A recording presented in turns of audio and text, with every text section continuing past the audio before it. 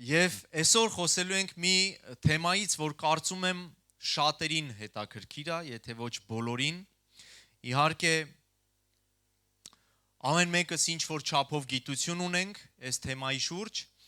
ամեն մեկս ինչ-որ չափով լսել ենք, կարդացել ենք եւ ինչ-որ ինֆորմացիաներ ունենք։ Այս թեմայով իրականում ես շատ քիչ եմ խոսել, այսպես որպես քարոզ։ Իհարկե խոսել ենք տնային խմբակներում, երբեմն անհատական մարդիկ հարցրել են, անհատական պատասխաններ ա եղել, բայց որպես քարոզ եւ ուսուցում շատ քիչ եմ խոսել։ Երևի ես ամբողջ իմ, չգիտեմ, 10 տարվա հովության մեջ մի 1-2 անգամ այդպիսի քարոզ արած լինեմ թե ոչ, բայց հավատում եմ, որ սա քեզ կհետաքրքրի եւ սա շինություն կտա, եկեղեցուն շինություն կտա ամեն մեկին, շատ չեմ ուզում ձգձգել, այսօր խոսելու ենք ֆինանսների մասին, խոսելու ենք տասանորդի մասին, զոհաբերության մասին, ֆինանսների մասին, այն ինչ է ասում Աստվածաշունչը, որն է Աստծո կամքը, ինչ է սովորեցնում Աստվածաշունչը այս մասին։ Գիտեք, իրականում ֆինանսները այն թեման է, որ ամենաշատ հարցերը առաջացնում մարդկանց մոտ, այն թեման է, որ ամենաշատ գայթակղությունն է երբեմն առաջացնում, ամենաշատ հիասթափությունն է առաջացնում, խոսքը գնում է եկեղեցու կոնտեքստի մասին, հա։ Ինչի համար է այդպես, որովհետև մարդիկ երբեմն մտածում են, կարծում են, որ դե փողը, ֆինանսը դա կեղտոտ բան է, դա նյութական բան է, եւ ինքը ոչ մի առնչություն չպետք է ունենա հոգևոր բաների հետ կամ եկեղեցական բաների հետ, որտեվ ինքը իրանով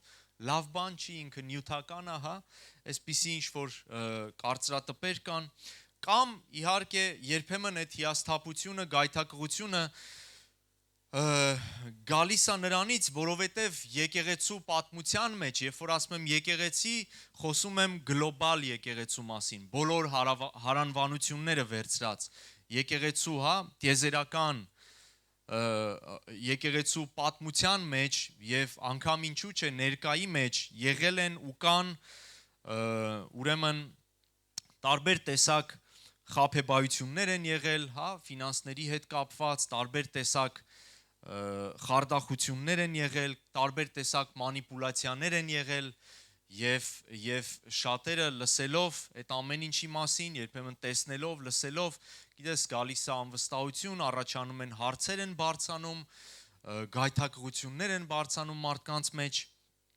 բայց գիտես, այս ամենի հետ մեկտեղ շատ կարևոր է, որ մենք տեսնենք ինչ է ասում Աստվածաշունչը, որտեվ Աստվածաշունչը եւ Աստված ինքը ունի իր դիրքորոշումը ֆինանսների հետ կապված եւ Աստվածաշունչը սովորեցնում է այս մասին, խոսում է այս մասին, իդեպ միգուցե շատերից զարմացնեմ, բայց Աստվածաշնչում ավելի շատ հատվածներ կան գրված ֆինանսի մասին, նյութական ունեցվածքի, ֆինանսների փողի մասին, ավելի շատ համարներ կան, քան աղոթքի կամ հավատքի մասին։ Միգուցե շատերից զարմացրեց, բայց 2000-ից ավել համարներ կան Աստվածաշնչում, որտեղ որ խոսվում է ֆինանսների մասին։ Աղոթքի մասին մոտավորապես 500 համար կա, հավատքի մասին նորից մի քանի 100, բայց ֆինանսների եւ ունեցվածքի մասին 2000-ից 2300 տեղ Աստվածաշնչում գրված է սիրելիներ։ Ահա արդեն կարծում եմ որոշ կարծրատիպեր սկսում են կոտրվել, բայց մենք կփորձենք այսօր ուղղակի հասկանալ, ինչ է ասում Աստվածաշունչը մեզ վերաբերվող, հա, տասանորդի զոհաբերության ընծայի մասին, կտեսնենք, թե արդյոք նոր ուխտի ժողովրդին սա վերաբերվում է, ինչի համար ընդհանրապես այս գաղափարը Աստված տվեց, 5 կտակարանում որտեղից սկսվեց, երբ սկսվեց, մենք որպես նոր կտակարանի ժողովուրդ, նոր ուխտի կամ շնորհքի տակ լինող ժողովուրդ, արդյոք սա մեր օրերում մեզ վերաբերվում է, ոնց պիտի մենք վարվենք այս ամենի հետ, մենք կփորձենք այս հարցերի պատասխանները ուրեմն այսօր տեսնել հիմնվելով Աստծո խոսքի վրա։ Ընդհանրապես Աստված մենք գիտենք, որ մարդուն ստեղծեց, որպեսզի մենք իրան երկրպագողներ լինենք, ամեն, Հիսուսն ասում է, հայրը փնտրում է երկրպագողներ իրան, ովքեր որ հոգով եւ ճշմարտությունով կերկրպագեն։ Աստված մարդուն ստեղծեց իր փառքի համար, որպեսզի մարդը բնակվի Աստծո կամքի մեջ, որպեսզի մարդը երկրպագի Աստծուն, որպեսզի մարդը հաղորդակցություն եւ կապ ունենա Աստծո հետ, որտեվ մարդը Աստծո պատկերն է եւ Աստծո նմանությունն է, Աստծո փառքն է, եւ մենք ստեղծվեցինք Աստծուն երկրպագելու, Աստծուն պատվելու, Աստծուն մեծարելու, ինչու՞ չէ Աստծուն ծառայելու, այս նպատակով ստեղծվեցինք։ Եվ ճանապարհներից մեկը, սիրելիներ, երկրպագելու ճանապարհներից մեկը, միջոցներից մեկը դա նույնպես մեր ֆինանսներն են։ Երբ որ այստեղ երգում ենք եկեղեցում, սա երբեմն անվանում ենք երկրպագություն, իհարկե սա երկրպագության մի մասն է, բայց Աստծուն ամբողջական երկրպագելը երգերով չի, ամեն երկրպագությունը մեր ամբողջ կյանքն է։ Դու չես երկրպագում Տիրոջը ուղակի, երբ որ սկսում ես երգել նրան։ Դա երկրպագության ձևերից մեկն է, միջոցներից մեկն է, բայց մեր ամբողջ կյանքն է Աստված կանչել, որպեսզի իրան երկրպագենք, ամեն, մեր ամբողջ էությունով իրան երկրպագենք։ Սիրի քո Տեր Աստծուն, քո ամբողջ սրտով, քո մտքով, քո զորությամբ, քո էությամբ, քո ամբողջությամբ։ Մենք կանչված ենք մեր ամբողջությամբ եւ այդ ամբողջության մեջ նույնպես մտնում են մեր ֆինանսները։ Ինչի համար է Աստված ընդհանրապես Աստվածաշունչը այդքան շատ խոսում դրան, չէ՞ որ Աստվածաշունչը հոգևոր գիրք է, չէ՞ որ Աստվածաշունչը խոսում է հրեշտակներից, փրկությունից, հավիտենական կյանքից, անտեսանելի բաներից, բայց ինչի համար է Աստված հարկ համարել, որ Աստվածաշնչում ամենաշատ խոսվող թեման լինի հենց ֆինանսները, նյութական բաները, հարստությունը, ունեցվածքը, փողը, ինչի համար Աստված այդպես որոշել, սիրելիներ։ Գիտեք, պատճառներից մեկը, գլխավոր պատճառը սա է, որ մենք մարդը ինքը առաջին հերթին հոգևոր էակ է, Աստված մեզ ստեղծել է հոգևոր էակ, բայց նույնպես մարդը մարմնավոր էակ է, շնչավոր, նյութական էակ է, եւ քանի որ մենք նույնպես նյութական էակներ ենք, մենք հակում ունենք նյութական բաների հետ չափից շատ կապվելու, չափից շատ կախվածության մեջ մտնելու նյութականի հետ։ Եվ սա է գլխավոր պատճառը, ինչի համար որ Աստվածաշնչում այդքան շատ խոսվում է ֆինանսներից ու նյութականից։ Հիսուսն ասում է, որտեղ որ ձեր գանձերը կլինեն, այնտեղ ձեր սիրտը կլինի։ Գիտես, երբ որ մեր գանձերը դառնում են մեր նյութականը, փողը, ունեցվածքը, մեր կարողությունը, մեր սիրտը ավտոմատ կերպով ավելի շատ տեղ է լինում։ Իսկ Աստծո կամքն է, որպեսզի մեր սիրտը ավելի շատ իր հետ լինի, որ ինքը լինի համար առաջին գանձը մեր կյանքերում եւ մեր սիրտը իր հետ կապված լինի։ Ինչը որ քո կյանքում ավելի մեծ գանձ է, հարստություն է, այդտեղ ուզես թե չուզես, քո ուշքը, միտքը, քո ծրագրերը, քո ամեն բան այդ ուղղությամբ են գնում։ Հիշում եմ տարիներ առաջ մի այսպիսի պատմություն կար, որ մի հավատացյալ կնոջ, տարիքով ծեր կնոջ, ով որ ինչ որ ունեցվածքի տեր մեկն էր, գնացել էին հիվանդանոց, որ ուրեմն աղոթեին իր համար, արդեն այդ մահվան անկողնում էր, հա, մահանալու մոտ էր, տարիքով մեծ էր եւ գնացել էին, որ աղոթեին եւ ասել էին, ինչ ես ուզում, որ աղոթենք, հա, ինչի համար ես ուզում, որ աղոթենք իրար այդ Տիրոջը, աստեր աղոթեք, որ իմ ունեցվածքն էլ հետս տանեմ, իմ տունս, իմ ամեն ինչը հետս տանեմ երկինք։ Գիտես, որտեղ որ քո գանձն է, այնտեղ քո սիրտը կապված է լինում, չափից շատ։ Հիսուսը Մատթեոս ավետարանում փարիսեցիներին ասում էր, դուք ձեր շուրթերով պատվում եք Աստծուն, բայց ձեր սրտերը Աստծուց առանձնացած է, հեռացած է։ Աստծո կամքն է, որպեսզի մենք ոչ միայն շուրթերով, մեր կյանքով եւ մեր սրտով իր հետ մեկացած լինենք։ Մեր սիրտը իր հետ լինի, սիրելիներ, ամեն, եւ դրա համար ինքը պետք է լինի մեր համար մեկ մեր գանձը։ Ամեն։ Տեսեք, 5 տակարանում մենք կարդում ենք, որ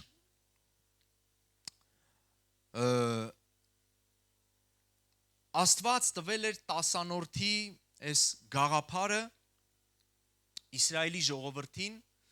եւ շատ տարբեր տեղեր, ուղղակի ժամանակը մեր քիչ է, մենք չենք կարդա այդ տեղերը, բայց Ղևտացիների թղթում, երկրորդ օրինաց թղթում, բոլոր այդ 5 կտականի տարբեր թղթերում, գրքերում մենք տեսնում ենք, որ Աստված պատվիրում է, սա պատվիրան էր, որ Իսրայելի ժողովուրդը պետքա տասանորդ տային։ Իրանց բերքերից, իրանց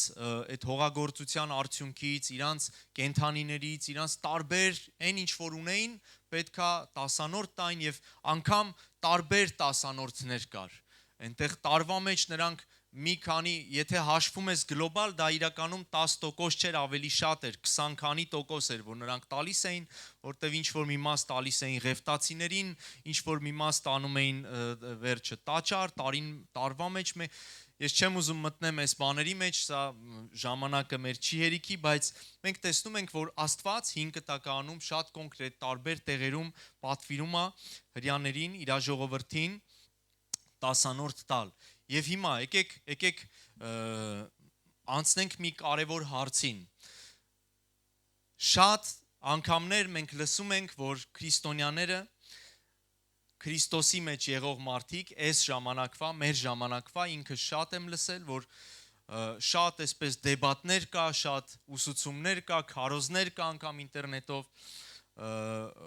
եւ այսպիսի մի հարց կա, հա, բարձրացված։ Արդյոք նոր կտակարանում,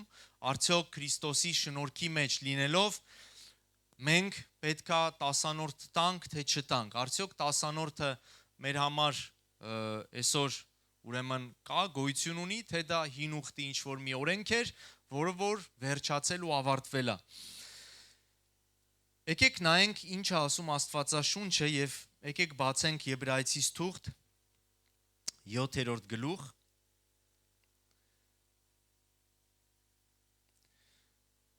Եբրայեցիս թուղթ 7-րդ գլուխ եւ առաջին խոսքից եկեք կարդանք։ Որովհետև այս Մելքիսեդեկը Սաղեմի թագավոր էր, բարձրյալ Աստծո քահանա, որ դիմավորեց Աբրահամին, երբ որ նա թագավորներին կոտորելուց հետ էր դառնում, եւ օրհնեց նրան, որին Աբրահամը ամեն բաներից տասանորդ էլ տվեց, նա առաջուց թարգմանվում է արդարության թագավոր, խոսքը գնում է Մելքիսեդեկի մասին, եւ հետո Սաղեմի թագավոր, որն է խաղաղության թագավոր։ Անհայր, անմայր, առանց ազգահամարի, որ ոչ օրերի սկիզբ ունի եւ ոչ կյանքի վերջ, այլ Աստծո որդու նման եղած կենում մնում է քահանա մշտնջենավոր։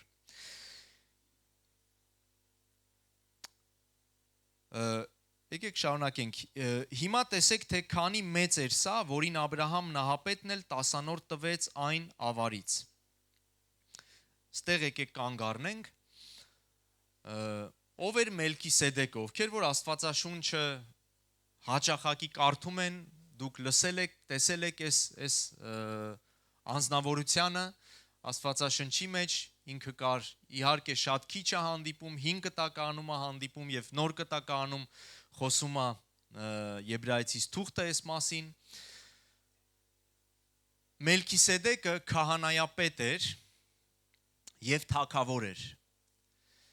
Եվ մենք կարդացինք, ասում է ոչ հայր ուներ, ոչ մայր ուներ, ոչ ոք նրա ծագումը ոչ գիտեր, ոչ ոք գիտեր, թե ինչ եղավ նրա հետ, ոնց ավարտվեց իր կյանքը, ընդհանրապես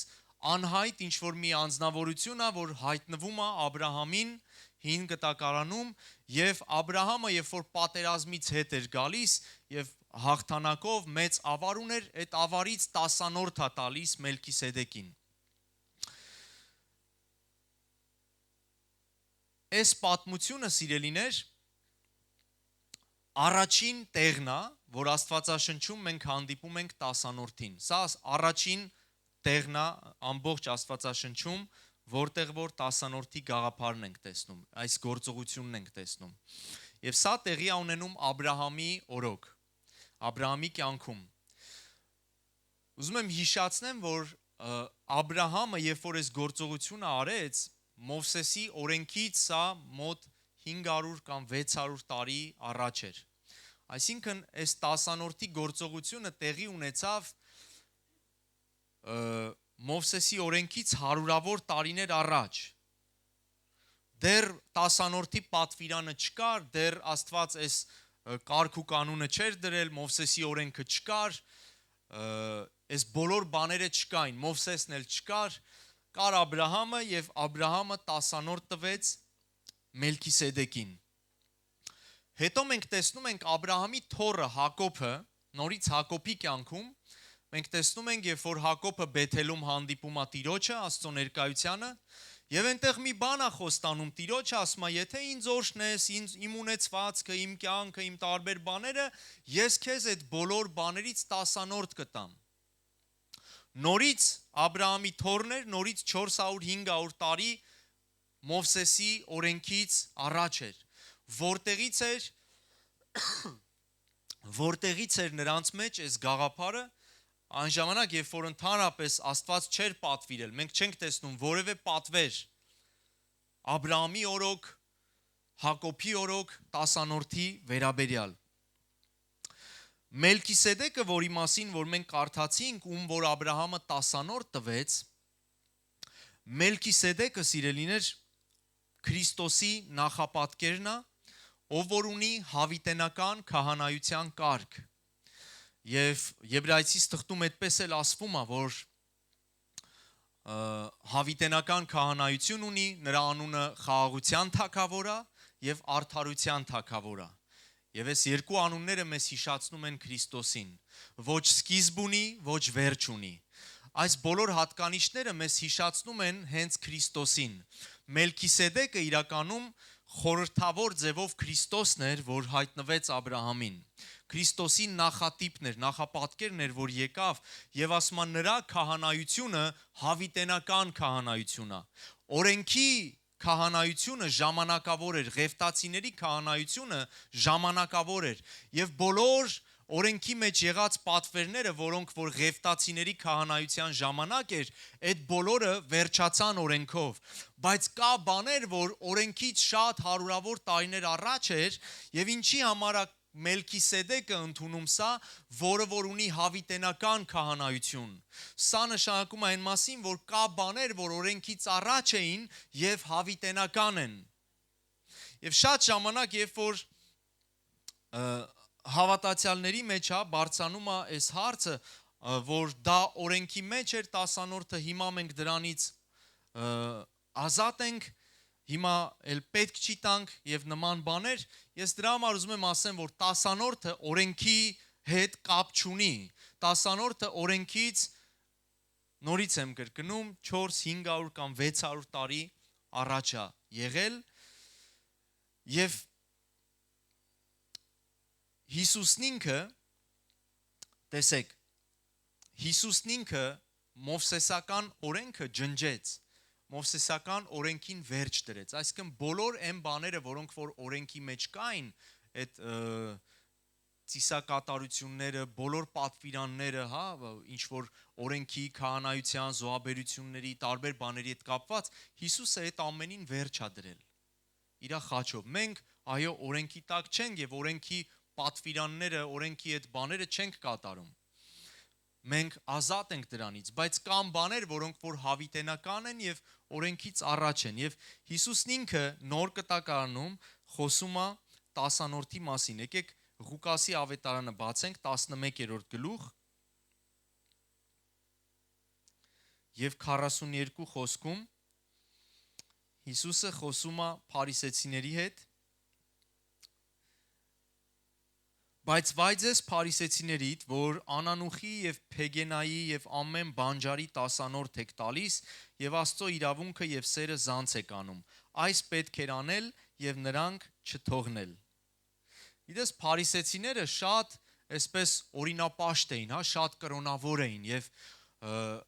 տարբեր օրենքը այսպես տառ հետևում էին։ Եվ տեսեք Հիսուսը անգամ ասում է դուք ձեր այդ համեմունքների կանաչիների 10-րդն եք անգամ տալի։ Պատկերացնում եք ինչքան իրանք խիստ էին այդ ամեն բանի մեջ, ոչ թե մենակ մեծ բաների, անասունների, իրանց բերքերի 10-րդը, անգամ իրանց են, չգիտեմ, անանուխի ինչ որ համեմունքների պատկերացրեք կանաչիների 10-րդ էին տալիս։ Եվ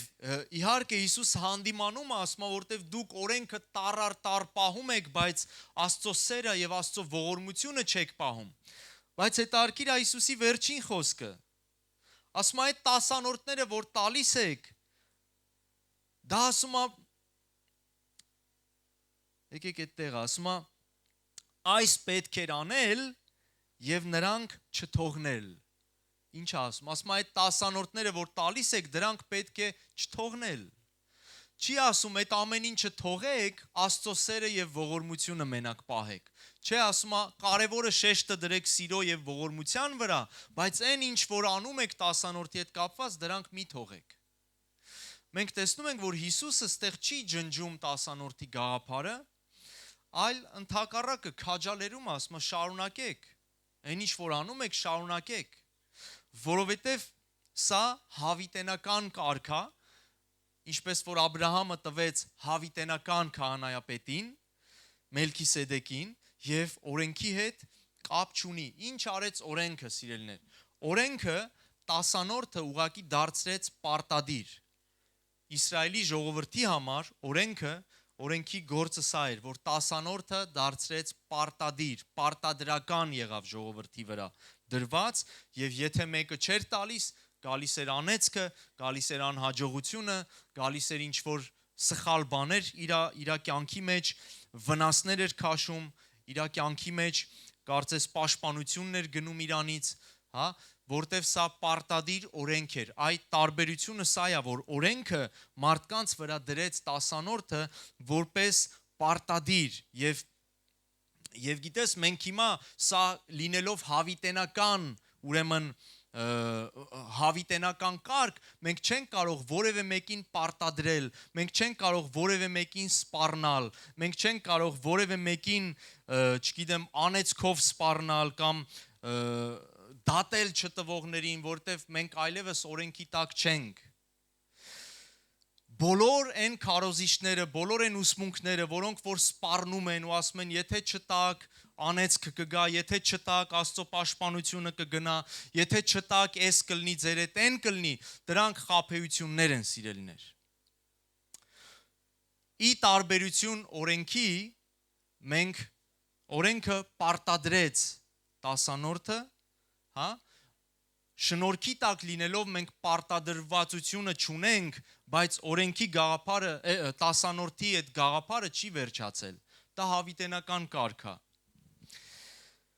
Տեսեք, Աբրահամը, ով որ 10-րդ տվեց,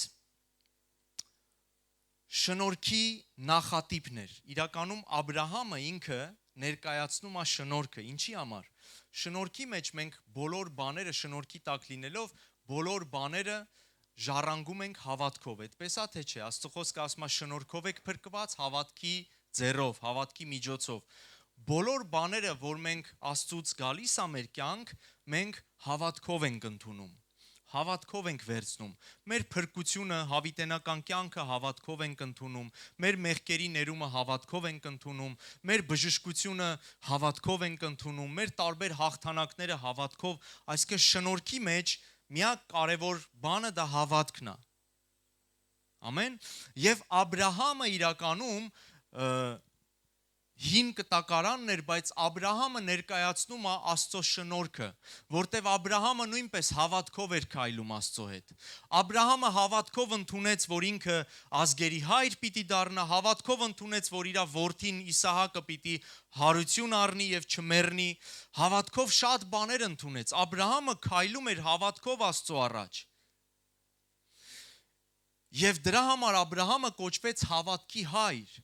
Այսինքն մենք տեսնում ենք, որ Աբրահամը ինքն էլ ներկայացնում էր շնորհքը, ոչ մի օրենք չկար, ոչ մի պատվիրան չկար, բայց Աբրահամը քայլում էր հավատքով Աստծո առաջ։ Եվ կարծես Աբրահամը ինքը Տիրոջ շնորհքի տակ էր ապրում։ Եվ Աբրահամը, քանի որ շնորհքի տակ լինելով, սիրելիներ, տվեց 10-րդը Մելքիսեդեկին, հավիտենական քահանայապետին, հետարքիր է, որ Աստվածաշունչը մեզ կոչում է Աբրահամի որդիներ։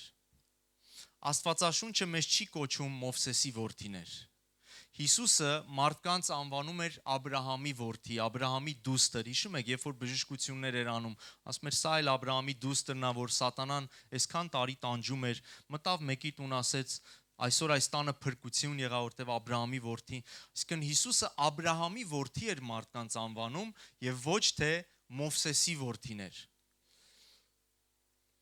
Ինչի համար էր դա։ Դա ունի իր նշանակությունը։ Միտքը նրանում է սիրելիներ, որ մենք Աբրահամի որդիներն ենք, որոնք որ առաջնորդվում են հավատքով, եւ եթե նայենք 10-որդի տեսանկյունին, մենք կտեսնենք, որ ինչպես որ Աբրահամը հավատքով կատարեց 10-որդը ոչ թե օրենքից ելնելով, այլ հավատքից ելնելով, նույնպես մենք որպես Աստծո ժողովուրդ դա անում ենք ոչ թե օրենքից ելնելով, այլ հավատքից ելնելով, որպես Աբրահամի որդիներ մենք շարունակում ենք այդ կարգը ոչ թե օրենքի տակ լինելով, այլ հավատքից ելնելով։ Եկեք գնանք առաջ։ Մենք ամեն Կիրակի, իհարկե եկեղեցուց եկեղեցի դա տարբեր է, բայց մեծամասամբ եկեղեցիներում ամեն Կիրակի հավաքվում է զոհաբերությունը, ամեն մեկը, եթե ինչ որ մեկը զոհաբերություն ունի, 10-րդ ունի, լինում է խոսք զոհաբերության վերաբերյալ, լինում է խոսք 10-րդի կամ զոհաբերության վերաբերյալ, կարճ խոսք, կարճ ուսուցում, քաջալերական ինչ որ մի բան, եւ երբեմն սա էլ կարող է հարց առաջանա մարդկանց մեջ, ինչի համար է այդպես։ Ինչի համար է ամեն Կիրակի զոհաբերություն լինում, ինչի համար է ամեն Կիրակի ուրեմն զոհաբերության վերաբերյալ խոսք լինում կամ նման բան։ Ես ուզում եմ կարդանք մի քանի տեղեր Աստվածաշնչից։ Ամեն բան, սիրելիներ, վերցված է Աստվածաշնչից եւ հիմնված է Աստվածաշնչի վրա։ Շատ անգամ գիտեք, խնդիրը նրանում է, որ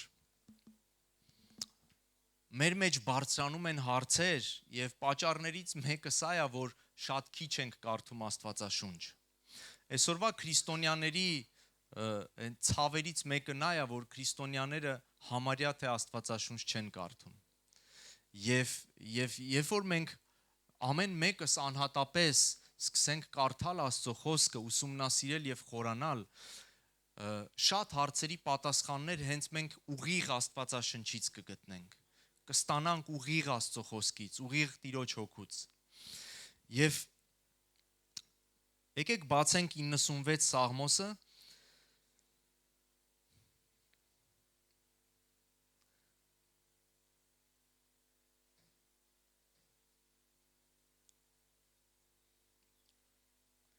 ութերորդ խոսքում այսպես է ասում. տվեք Տիրոջը նրա անվան փառքը, ընծաբերեք եւ մտեք նրա սրահները։ Տվեք Տիրոջը նրա անվան փառքը, ընծաբերեք եւ մտեք նրա սրահները։ Ինչ է ասում Աստծո խոսքը, ասում է Տիրոջ սրահները մտնելուց ընծաբեր նրան։ Եվ սա այն է, ինչը որ մենք ամեն Կիրակի անում ենք, երբ որ եկեղեցին հավաքվում է Տիրոջը փառաբանելու, այստեղ ասում է փառաբանեք Տիրոջը, չէ՞, ասում է տվեք Տիրոջը նրա անվան փառքը, այսինքն փառաբանեք Տիրոջը, մեծարեք Տիրոջը եւ ընծայով մտեք Տիրոջ սրահները։ Աստծո խոսքը սովորացնում է, որ ամեն անգամ, երբ որ մենք մտնում ենք Տիրոջ ներկայության մեջ, ամեն անգամ, երբ որ գալիս ենք նրա այրեսի առաջ, մենք նույնպես ներկայացնենք մեր ընծան նրան։ Առակաց գիրքը ասում է պատվի Տիրոջը քո ստացվածքով։ Ամեն, մենք պատվում ենք Աստծուն մեր շուրթերով, մենք փառաբանում ենք մեր շուրթերով, մենք երկրպագում ենք մեր սրտով ու հոգով, բայց նույնպես տեսեք ֆինանսները կոնկրետ գործողություն է, որտեղ որ դու կարողանում ես ցույց տալ, որ դու պատվում ես նրան։ Ամեն, որովհետև քո կյանքը կախված է, կապված է ֆինանս, բոլորիս կյանքը կապված է ֆինանսներից։ Ամեն, աշխարհի համակարգը ստեղծված անենց, որ մենք բոլորս ունենք ֆինանսի կարիք, եւ մեր ապրելու համար, մեր ամեն ինչի համար մենք ունենք ուտելու, հագնվելու, քնելու, ամեն ինչի մեջ մենք ունենք ֆինանսի կարիքը։ Եվ սա կարծես ֆինանսը մեր կյանքն է ինչ որ մի ձևով։ Բայց երբ որ դու այդ ֆինանսից հատկացնում ես Տիրոջը, դա կոնկրետ ձևով դու կարող ես ցույց տալ, որ դու պատվում ես նրան, որ դու քեզանից կտրում ես, քո կյանքից կտրում ես եւ տալիս ես նրան Աստծո գործի համար, Աստծո արքայության համար, Տիրոջ անվան փառքի համար։ Եվ եկեք մի ուրիշ տեղ կարդանք Առաջի Կորինթացիս 16:2-ը։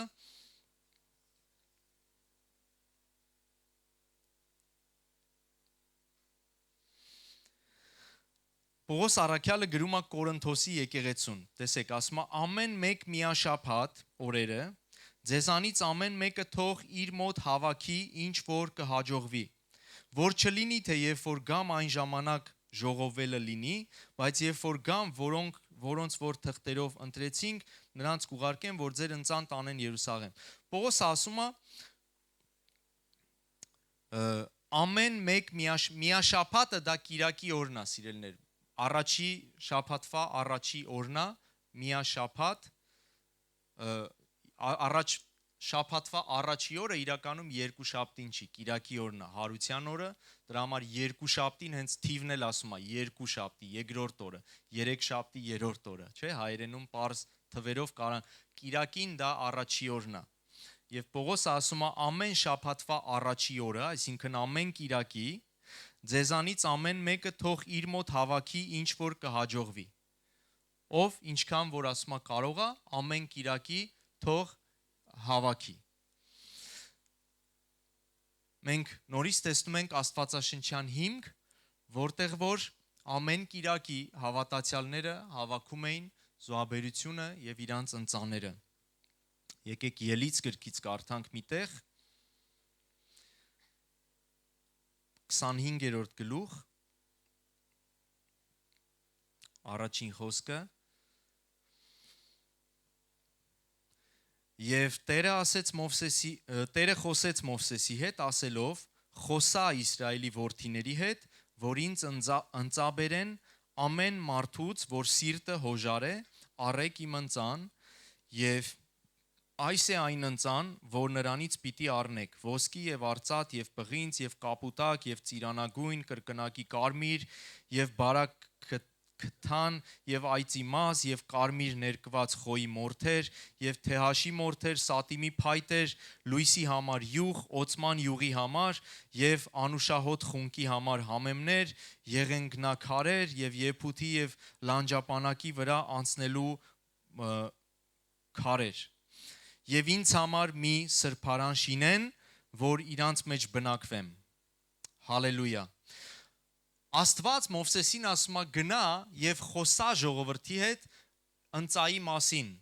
որպիսի ընծա բերեն, որ իմ տունը կառուցվի եւ ես բնակվեմ այդ տան մեջ։ Այսինքն, սա այն խոսքն է, որի վրա որ հիմնվելով նույնպես մենք ամեն անգամ տեսեք խոսում ենք կարճ քաջալերական խոսք ընծայի վերաբերյալ, զոհաբերության, տասանորդի վերաբերյալ, ինչի համար, որտեվ Աստված էլ Մովսեսին ասեց գնա եւ խոսա ժողովրդի հետ, որպիսի ընծայի վերաբերյալ, որ ընծան բերեն եւ իմ տունը կառուցվի, որ ես բնակվեմ այդ տան մեջ, այսինքն այսօր մենք մեր ընծաներով ինչ ենք անում, Աստծո թագավորությունն ենք ընդլայնում եւ եկեղեցին կարողանում է իր գործունեությունը ծավալել ամեն մեկիս զոհաբերությամբ, ամեն մեկիս ներդրումով, ամեն մեկիս տասանորդով, ամեն եկեղեցին կարողանում է իր գործունեությունը ծավալել եւ այս մենք մի քանի համարներ կարդացինք տեսնելու որ այս բոլոր բաները օթից վերցված չեն, սիրելիներ, մարդկանց հորինվածք չեն, այլ հիմք ունի Աստվածաշնչում, հիմնված են Աստծո խոսքի վրա։ Ամեն։ Շատ բարի։ Եկեք գնանք առաջ։ Իրականում Աստծո կամքն է, Աստծո նպատակն է։ Աստված ասում է միտեղ էլ Աստված ասում է ես ձեր զոհերի կարիքը չունեմ, որովհետև իմն է երկինքը, իմն է երկիրը, իմն են բոլոր կենդանիները, իմն է երկրի մեջ եղած բոլոր բաները, իմն է արծաթը եւ իմն է ոսկին։ Գիտեք, իրականում Աստված ինքն է ստեղծել բոլոր բաները, սիրելիներ, եւ Աստված ինչ որ որևէ բանի կարիք չունի։ ինչի համար է Աստված դրել, ես սկզբում ասեցի,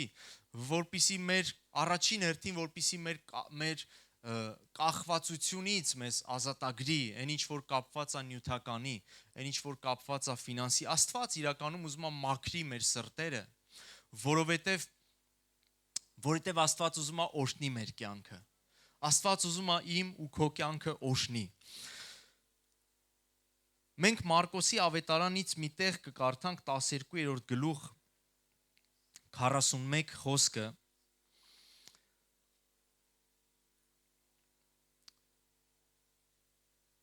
Գիտես, Աստված հայր է եւ Տերը ուզում է, որպեսզի ես ու դու օրհնված լինենք։ Եվ Աստվածաշունչն ասում է Հիսուսը աղքատացավ, որպեսզի մենք հարստանանք։ Եվ սա հոգևորի մասին չի, այդ կոնտեքստի մեջ, որտեղ որ այս խոսքը գրված է, Պողոս առաքյալը խոսում է հենց նյութականի մասին։ Եվ ասում է Քրիստոսը աղքատացավ, որպեսզի մենք հարստանանք։ Մարկոս ավետարան 12-րդ գլխում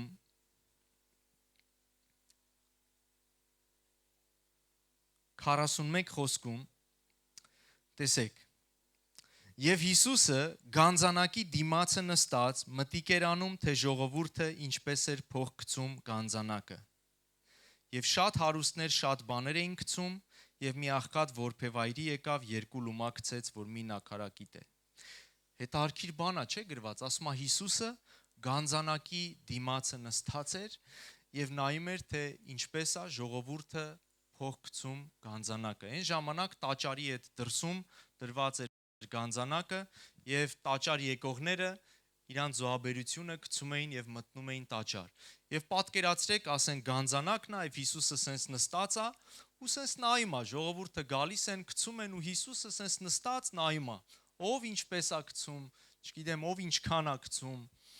Հետարքիր է, չէ՞, երբեմն մտածում ենք ու մարդիկ ասում են, չէ, այդ ֆինանսը, այդ բոլոր բաները Աստծուն չի հետարքրում, դա կեղտոտ բան է, դա պիղծ բան է, դա էս աշխարհի բանն է, նյութականն է, դա հոգևորի հետ կապ չունի,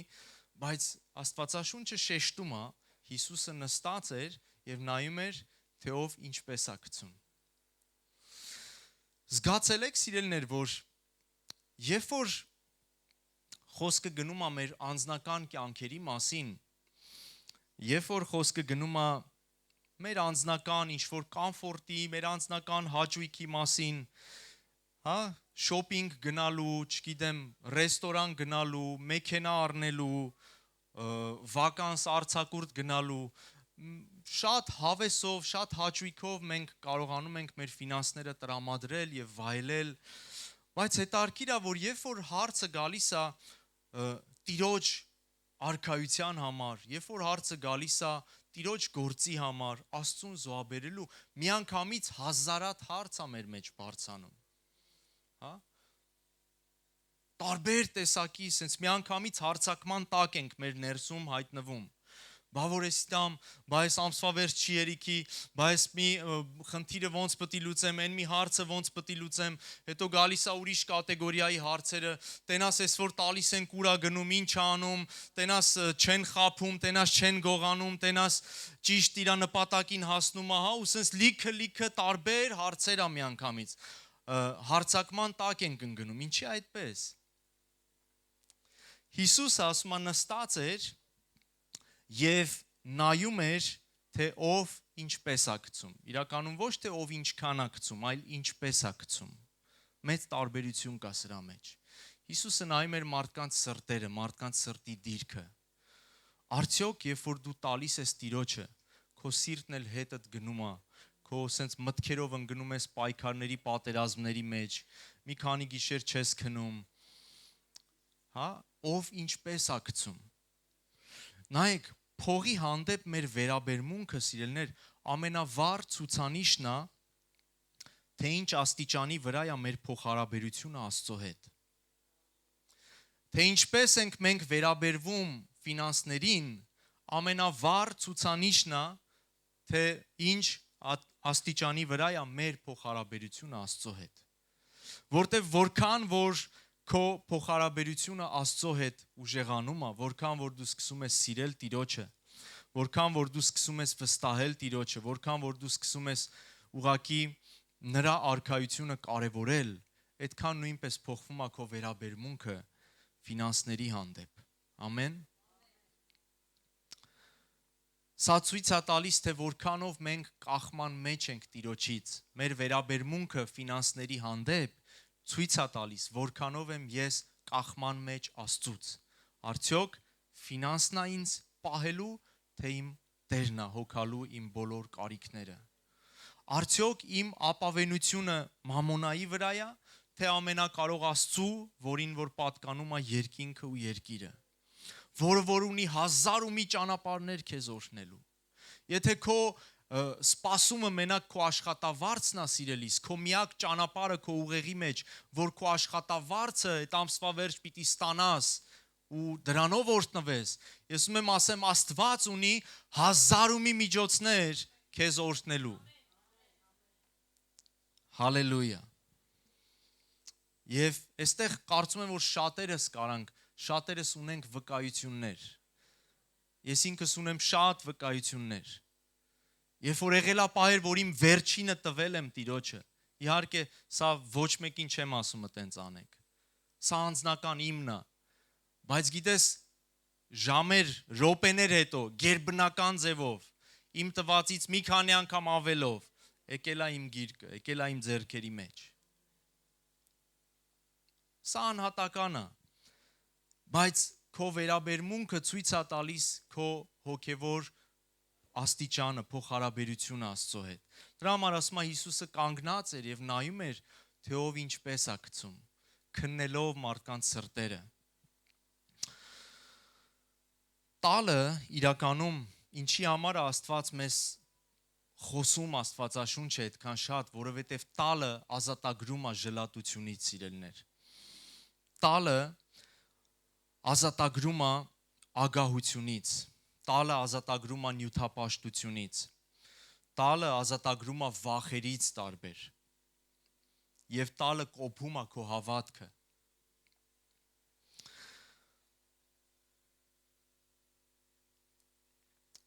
Աստված իր արքայությունը տարածում է եկեղեցու միջոցով, այդպես է թե չէ։ Աստված իր թագավորությունը տարածում է եկեղեցու։ Դուք եք աշխարհի լույսը, դուք եք երկրի աղը։ Հա, Աստված եկեղեցուն է պատվիրել, դրել երկրի վրա արքայությունը տարածելու համար։ Իսկ եկեղեցին, սիրելիներ, կարողանում է զարգանալ եւ իր գործունեությունը ծավալել իր անդամների նվիրատվության շնորհիվ։ Այդպես է թե չէ։ Եկեղեցին կարա գիտեք, երկու բան է կարևոր եկեղեցում։ Դա Սուրբ Հոգու զորությունն է եւ ֆինանսներն են։ Այս երկուսը ինչքան էլ որ են երկրորդը մի քիչ հոգևոր չի թվում, բայց ես ուզում եմ ասեմ, այս երկու բանը ամենակարևոր բաներն է եկեղեցու մեջ։ Սուրբ Հոգու զորությունը եւ ֆինանսները։ Որտեւ այս աշխարհը ստեղծված է ֆինանսական համակարգի վրա։ Եվ երբ որ դու չունես ֆինանսներ, քո ձեռքերը շատ կարճ է լինում, ինչպես մեր անհատական կյանքերում առօրյա, նույնպես եկեղեցու համար։ Ամեն, երբ որ եկեղեցում ֆինանսները թույլ են, ավտոմատ կերպով շատ բաներ կա, որ ուզում ես անես, բայց չես կարողանում։ Դրա համար Աստծո խոսքը ասում է, որ թող իմ տան պաշարը շատ լինի, լցված լինի, լիքը լինի։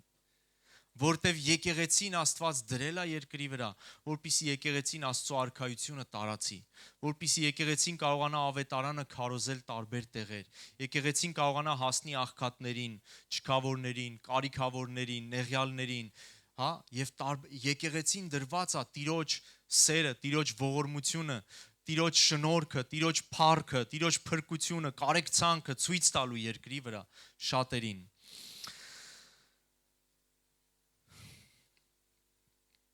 Եվ նորից եմ ուզում ասեմ, որքան որ քո փոխհարաբերությունը Աստծո հետ ուժեղանում է, այնքան քո մեջ ուժեղանում է եռանդը, փափագը Աստծո արքայությունը տարածելու։ Հա, ինչքան որ դու մոտենում ես Աստծուն, ինչքան որ լցվում ես նրանով, այնքան քո մեջ աճում է ցանկություն։ Տեր, ես ուզում եմ քո արքայությունը տարածվի։ Ես ուզում եմ, որ շատերը փրկվեն, ես ուզում եմ շատերը տեսնեն քո սերը, ես ուզում եմ շատերին հասնել թե անհատապես, թե եկեղեցով, եւ սրա մեջ իհարկե մտնում է նույնպես մեր ֆինանսները։ Եվ հիմա ուզում եմ վերջում մի քանի հոգևոր սկզբունքներից խոսամ, ինչը ընդհանրապես անում տալը, որտեվ տալու մեջ կա հետևանք եւ դա նույնպես հոգևոր կանոն է, հոգևոր սկզբունք է, որ դրված է Աստծո կողմից։ Եկեք բացենք Ղուկասի ավետարան 16-րդ գլուխը։ Ղուկաս ավետարան 16-րդ գլուխ 10-րդ խոսք։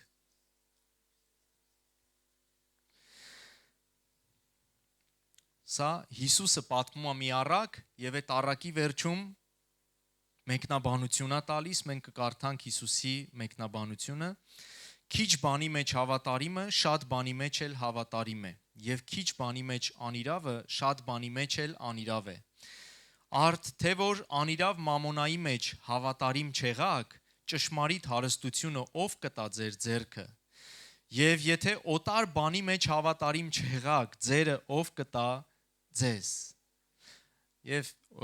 շարունակության մեջ ոչ մի ծառա չի կարող երկու տիրոջը ծառայել, որովհետև կամ մեկին կատի եւ մյուսին կսիրի, կամ մեկին կպատվի եւ մյուսին կառհամարի, կարող չեք Աստծուն ծառայել եւ մամոնային։ Հիսուսը խոսում է այստեղ հոգևոր մի շատ կարևոր սկզբունքի մասին։ Ես շուտով կավարտեմ, բայց կարևոր է այս հոգևոր սկզբունքը մենք լսենք։ Տեսեք, Հիսուսն ասում է, եթե մեկը, եկեք այդ տեղը մի հատ նորից, ասում է, եթե շատ բանի քիչ բանի մեջ հավատարիմը, շատ բանի մեջ էլ հավատարիմ է։ Եվ այստեղ ֆինանսի մասին է խոսում։ Հիսուսը փողը անվանում է քիչ բան կամ փոքր բան։ Եվ հետո ասում է, եթե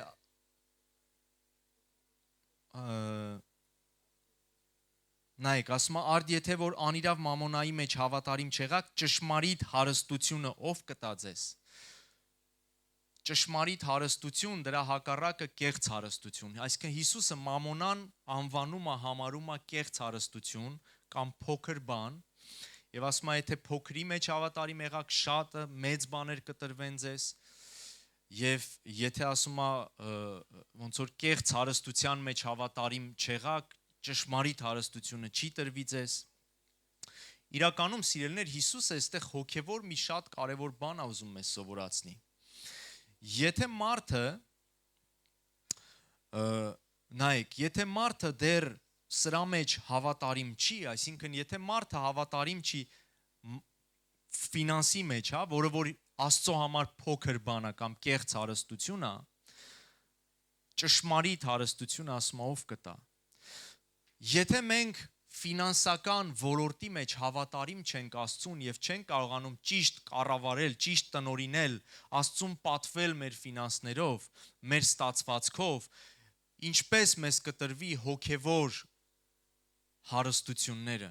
ինչպես մեզ կվստահվեն հոգևոր բաները, որոնք որ ավելի լուրջ բաներ են։ Եթե ժամանակավոր բաների մեջ մենք չենք հավատարիմ լինում փոքր բանի մեջ, Հիսուսը փողը անվանում է փոքր բան։ Եվ ասում է ով կտա ձեզ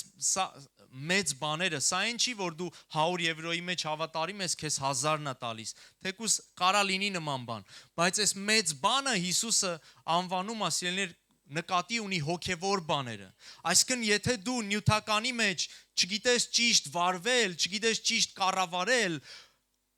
ինչպես ես աղոթում, որ Աստված քեզ քո կոչումը հայտնի, հոգևոր, ինչպես ես աղոթում, որ Աստված քեզ լցնի հոգու պարգևները վստահի քեզ, ինչպես ես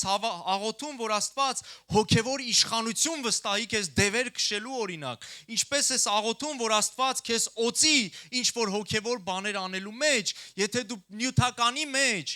չես սովորել հավատարիմ լինել, եթե դու նյութականը չգիտես ճիշտ տնօրինել, հոգևոր բաներն էլ ճիշտ չես տնօրինելու։ Աստված օծություն կտա, դու այդ օծությունը ուղղակի քարուքանդ կանես։ Աստված իշխանություն կտա քեզ հոգևոր, այդ իշխանությունը կավիրես։ Աստված կոչում կտա քեզ, պարգև կտա քեզ, այդ պարգևով դու կավիրվես, միգուցե մյուսներին կավիրես։ Եթե ասում եմ մեկը փոքր բանի մեջ, կեղծ հարստության մեջ չի կարող հավատարիմ լինի, ճշմարիտ հարստությունը ոնց կտրվի իրան։ Ճշմարիտ հարստությունը դա հոգևոր բաներն են։ Գիտես, 21-րդ դարում սիրելներ,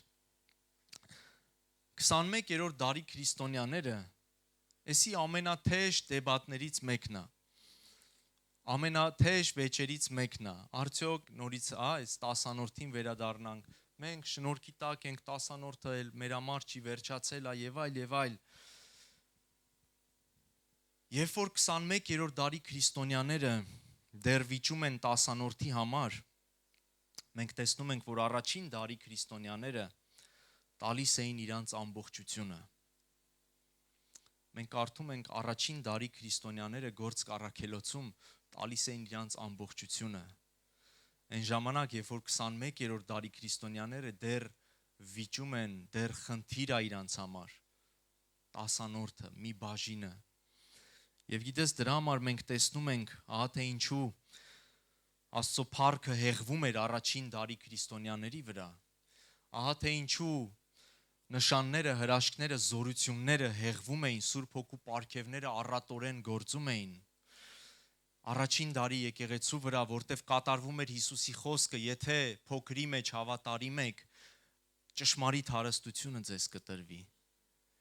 Եթե կեղծ բաների մեջ, ժամանակավորի նյութականի մեջ հավատարիմ եք, ճշմարիտ հարստությունը ձեզ կտրվի։ Ահա թե ինչի համար, քանի որ առաջին դարի քրիստոնյաները առավել քան հավատարիմ էին։ Նրանք ոչ թե ինչ-որ մաս ամբողջությունն էին տալիս,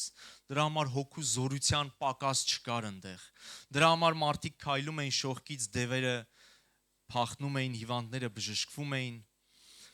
Դրա համար մեռելները հարություն էին առնում, որտև Հիսուսը վստահում էր նրանց Սուրբ Հոգու զորությունը, պարգևները, իշխանությունը հոգևոր։ Եվ այս ամենը իրականում իրար հետ կապված են, սիրելիներ, որովհետև գոյություն ունի հոգևոր կարգեր եւ սկզբունքներ։ Եվ եկեք Առակաց գրքից մի տեղ բացենք ու ավարտեմ սրանով։ Առակաց գիրք 3-րդ գլուխ 9-րդ խոսքը,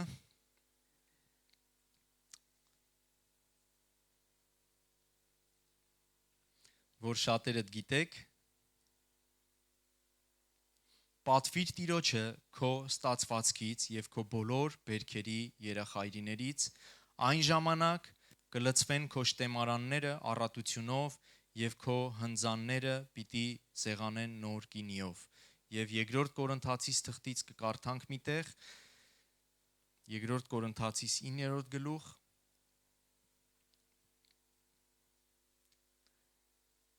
6-րդ խոսքը,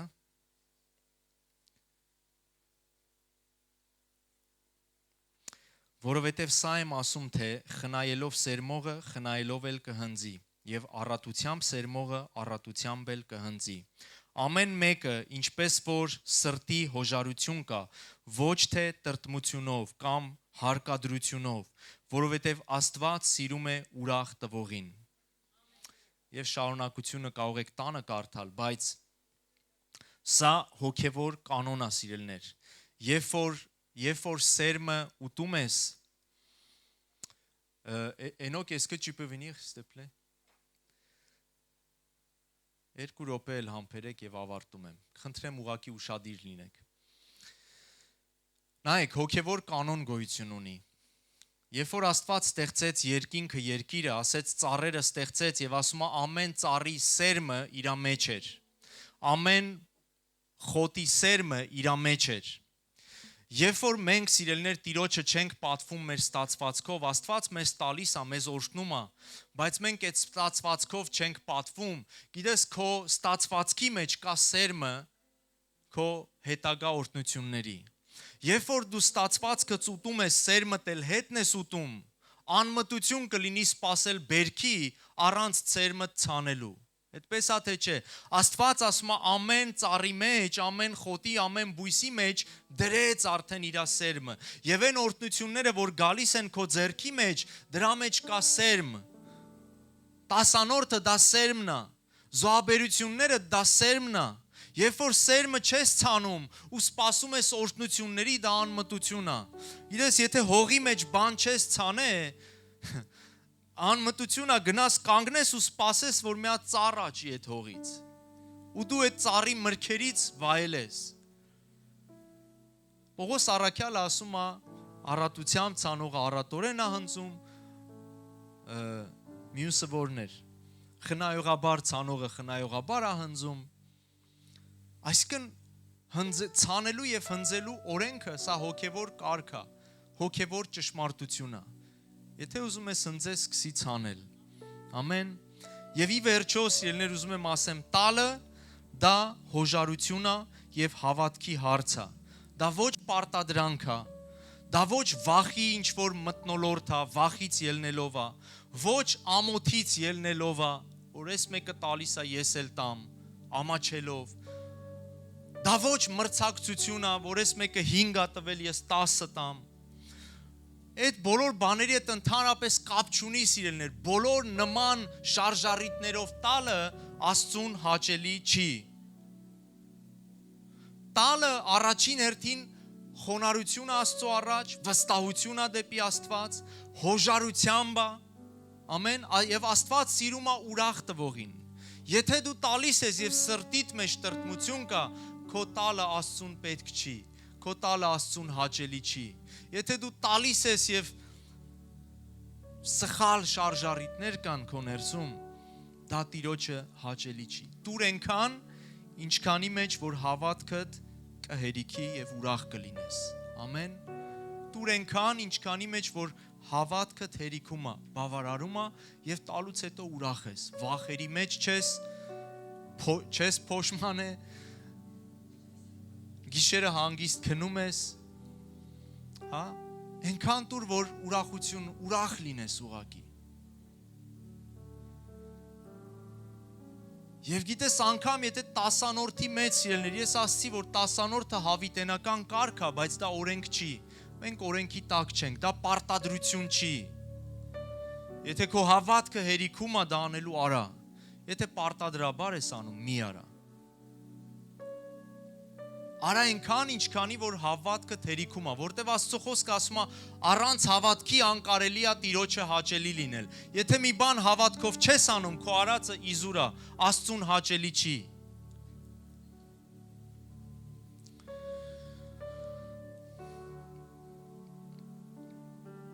Եվ ամեն բան քո եւ Աստծո մեջ է։ Մենք ոչինչ չենք անում մարդկանց առաջ, մարդկանց համար, ամեն, քո եւ Աստծո մեջ է սիրել։ Ինքս չգիտեմ անգամ ովքեր 10-անորդ են տալիս, չեն տալիս, ինչքան են տալիս, ինձ իրականում այդքան չի էլ հետաքրքրում դա։ Դա քո եւ Աստծո մեջ է եւ Աստված ինքն է տեսնում քո քայլը, քո հավատքը եւ Աստված ինքն է քեզ օրհնում եւ դու ինքդ կունենաս Տիրոջ առաջ վկայություններ։ Ամեն, եկեք կանգնենք ոտքի։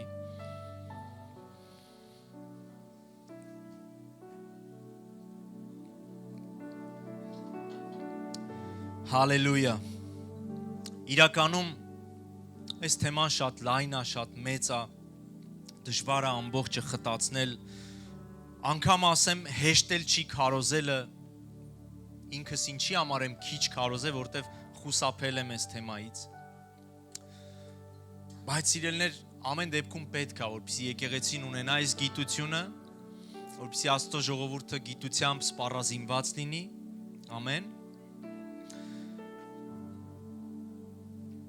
Եվ նախքան որ կաղոթենք, ես նորից ուզում եմ ասեմ, որ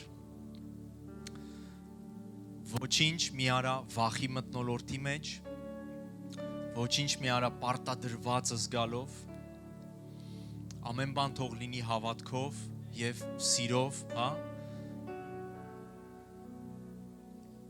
Աստված ասում է այնքան սիրեց, որ տվեց իր միածինը։ Երբ որ դու էլ սիրում ես Աստծուն, դու ինչքան քո սերը աճում է Աստծո հանդեպ,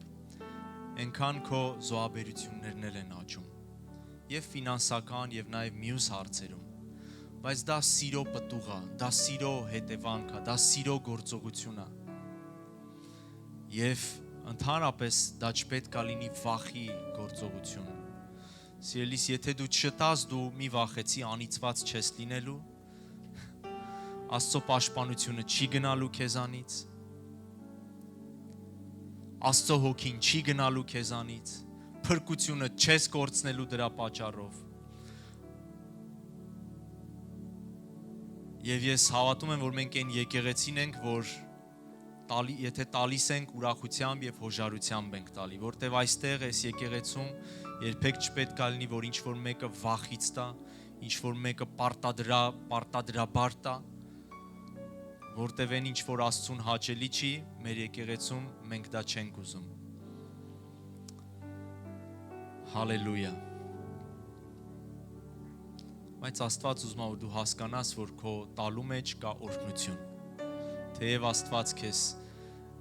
ոչ մի դեպքում չի թողնում, չի լքում, չի անիծում, չարիք չի բերում քո կյանքի մեջ, բայց տալու մեջ կա օրհնություն։